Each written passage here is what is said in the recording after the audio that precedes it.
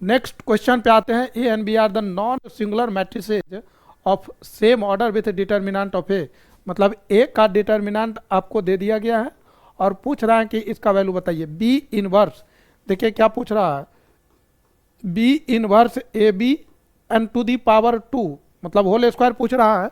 तो कैसे हम लोग बनाएंगे, और इसका इन्होंने डिटर्मिनेंट पूछा है, तो डिटर्मिनेंट पूछे हैं तो हम डिटर्मिनेंट लगा दिया। अब चूंकि डिटर्मिनेंट है, पावर मतलब आप निकाल सकते हैं बाहर, इसको हम लोग लिख लेंगे B inverse A B and determinant, और मतलब स्क्वायर।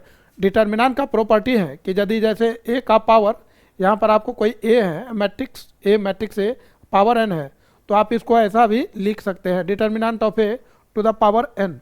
तो यही प्रॉपर्टी मैंने लगाया। अब क्या करेंगे, एक और प्रॉपर्टी आता है, इसका क्या प्रॉपर्टी है नेक्स्ट, तो यदि आपके पास दो मैट्रिक्स हैं, मल्टीप्लाई में है, ए इंटू बी एग्जिस्ट कर रहा हो, तो यहाँ पर क्या करेंगे, अलग अलग आप डिटर्मिनेंट ले सकते हैं, अलग अलग डिटर्मिनेंट ले सकते हैं।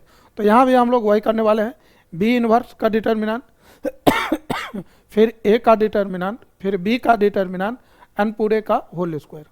अब आप एक और प्रॉपर्टी है, क्या प्रॉपर्टी है, तो बी इनवर्स यदि आपको दिया हुआ उसका डिटर्मिनेंट पूछ रहा हो, तो आप लिख सकते हैं 1 upon determinant of B, 1 upon determinant of B. तो यहाँ पर आ जाएगा 1 upon determinant of B multiplied by determinant of A multiplied by determinant of B.